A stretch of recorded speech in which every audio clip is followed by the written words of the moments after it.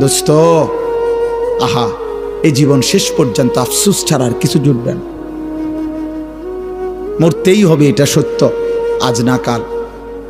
যুবক কিংবা বৃদ্ধ, আমি কিংবা আপনি, সুস্থ কিংবা অসুস্থ, হাসেন কিংবা কাঁদেন, রাতে কিংবা দিনে, একাকী কিংবা প্রকাশ্য।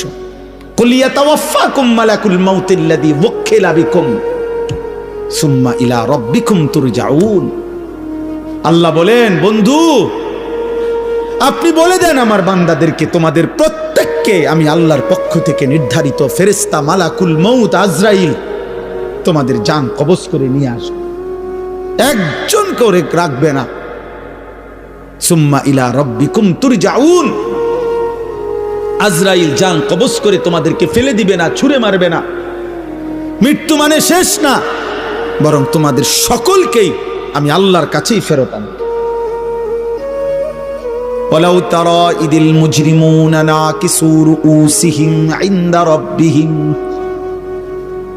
রব্বুল আলামিন বলেন, বন্ধু হাসরের দিন আপনি নিজ চোখে দেখবেন, আপনি তাকিয়ে দেখবেন সমস্ত নাফরমান পাপী, আল্লাহর দুশমন, অবাধ্য বান্দা লজ্জায়, অপমানে, লাঞ্ছনায় আর বেইজ্জতিতে নিজেদের মাথা নিচের দিকে নামিয়ে আমি আল্লাহর সামনে দাঁড়িয়ে থাকবে।